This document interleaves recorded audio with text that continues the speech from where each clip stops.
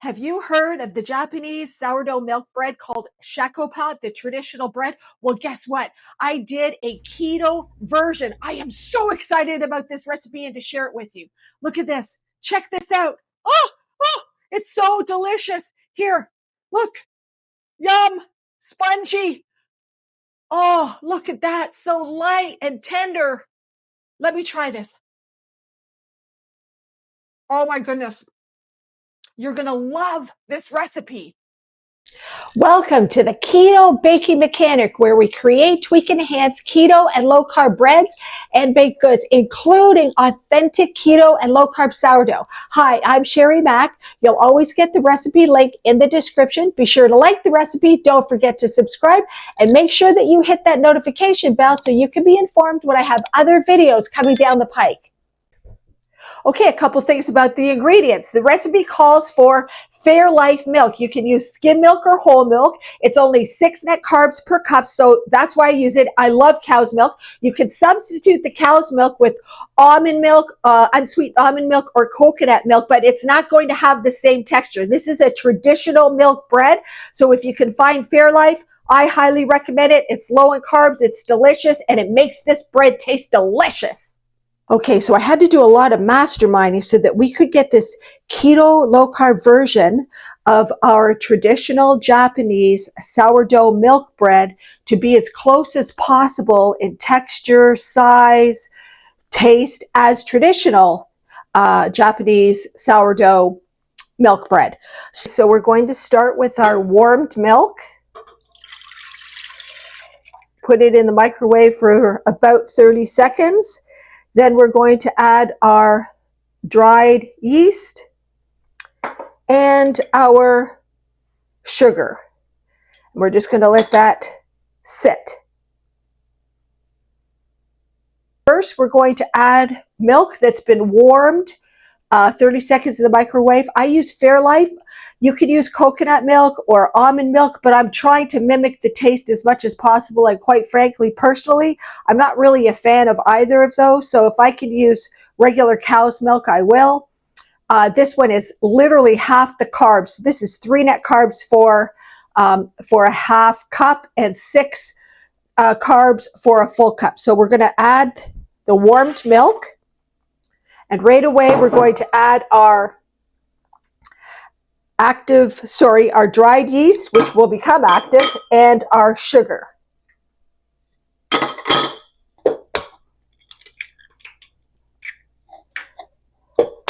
These really help with the structure. The traditional recipe does not call for eggs, but we need to add them to this keto version. We're going to add our Biome Boss Living Starter. So I'm just going to move this over here.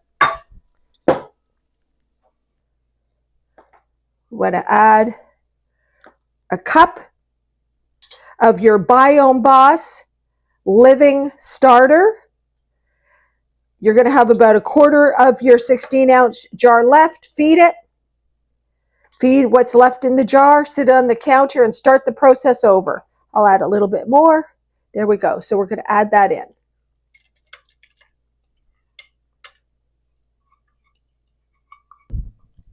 So the traditional version of this bread uses milk and butter. So we're going to add in our butter.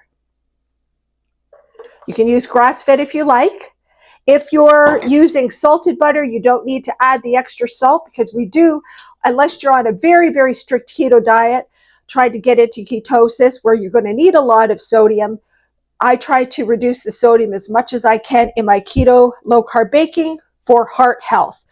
So next we're going to add so traditionally this recipe calls for a roux, which is made with milk and flour that's cooked. So obviously we're not going to use the flour.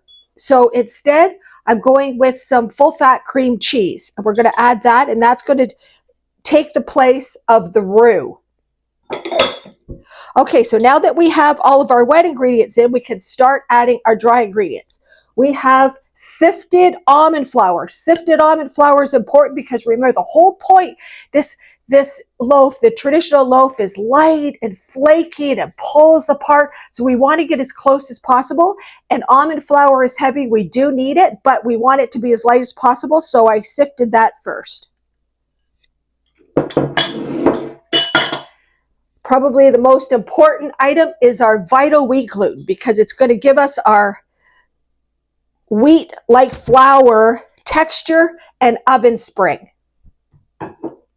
Next, we're going to add whole psyllium husks, which helps to bind it together, and it also helps to give the bread structure.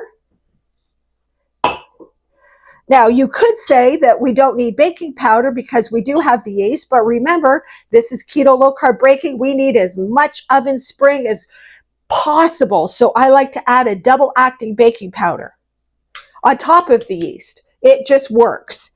Some healthy salt, Himalayan, and we're going to go with a powdered sweetener. This is Swerve icing sugar. The traditional milk bread uses condensed milk, a sweetened condensed milk, and we do not want to use that. We don't want the carbs. We don't want the sugar. So we're going to go with a powdered sweetener. And we're going with powdered because we don't want this bread to have that grainy texture to it from the granular. Okay, so we're going to start with our beater attachment. And we're going to mix this into a shaggy dough on a low speed, just pulling all the ingredients together.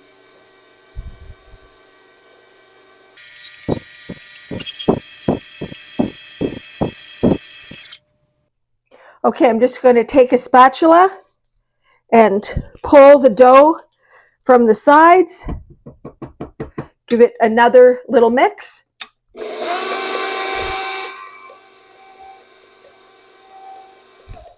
Okay, we don't want to overmix it. It's just to pull all the ingredients together so that we can activate the yeast and start to allow the vital wheat gluten and the psyllium husks to be to be hydrated. Okay, so I'm going to take this and just pull it into the center. You can see it's very rough. That's why they call it a shaggy dough. Okay. Now I'm going to cover it and let it sit for 30 minutes. Okay, so the dough has been sitting for 30 minutes. You can see that it's increased in size because of the yeast. Now we're going to add the J-hook. Lift this up. And we're going to mix this dough for about 8 minutes. And I'll show you the different shapes so you'll know when it's done. So we're going to start off slow and work our way up.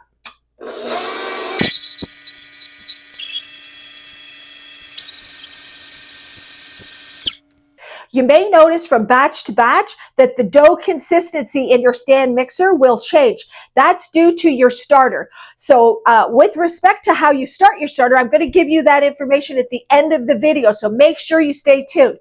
But what happens with the starter is as you're feeding it, depends on the time of year, the environment, even the energy, positive, negative, all of that's going to affect the consistency of your starter, which will affect the consistency of your dough in the stand mixer. If your dough is too wet, add 1 tablespoon of whole psyllium husks, do a mix, let it sit for 15 minutes, and that will firm it up. That's if your dough is too wet. If your dough is too dry, then add a tablespoon of the milk, maybe 2, mix it and let it sit. You have to let the psyllium husks do its work in absorbing the moisture in the dough. You want a dough that holds together and that it also is a little sticky but not wet.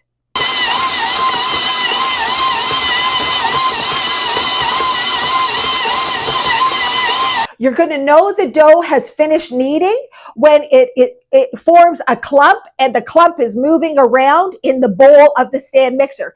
If it's still breaking apart, then the gluten hasn't fully activated in the dough. So you want to just keep kneading on, good medium to full speed, boom, boom, boom, boom, and keep doing that until the dough starts to roll around as one piece in the stand mixer. That's when you know it's ready. You're going to take it out of the mixer, take some of the dough in your hand and stretch it. If it breaks apart, put it back in the mixer. You want that dough to be elastic because we're going to be doing some stretching to it. The stretching during the forming of the loaf is really important for the oven spring. And oven spring is the hardest thing to get with keto low-carb breads. So just make sure that you follow the steps. Okay, so I've pulled the dough from the stand mixer. Okay, so this is for 2 loaves. And we're going to cut this in half.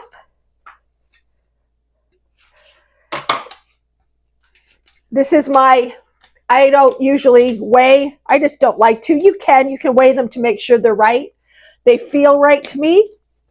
And what we're going to do is then take this one. This is for 1 loaf. And we're going to divide this into 3 balls of equal size.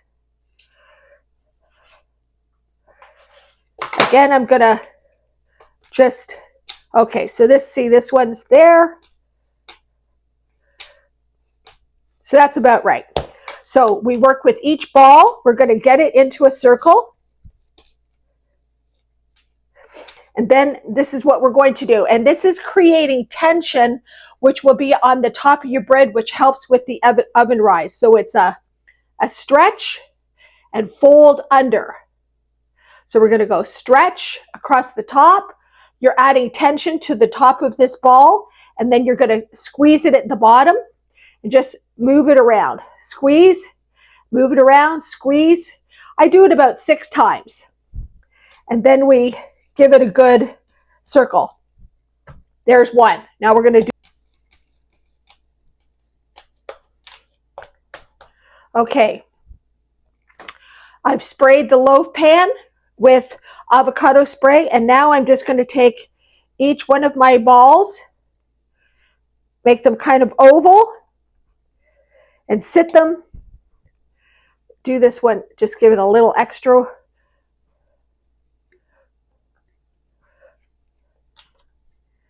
And 3. And then sort of press them together.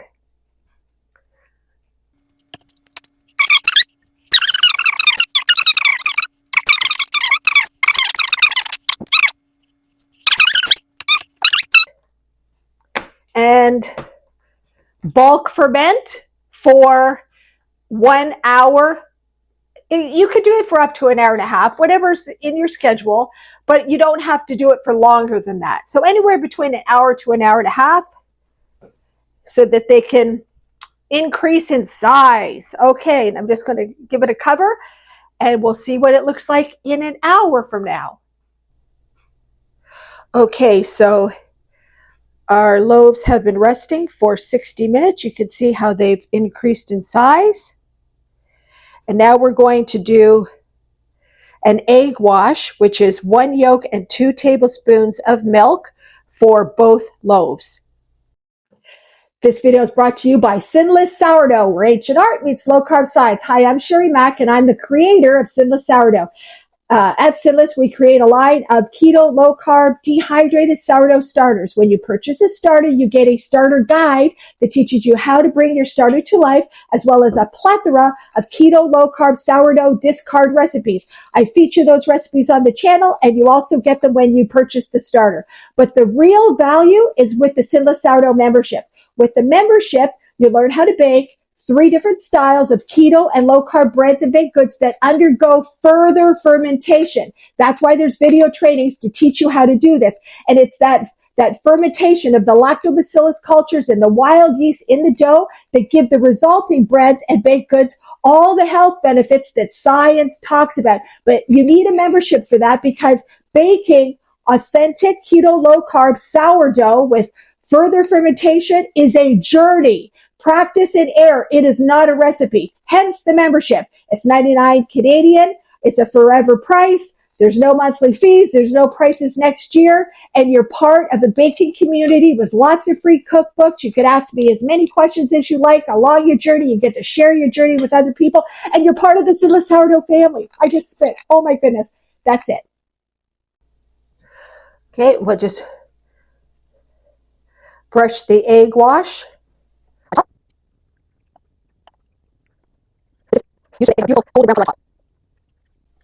There we go.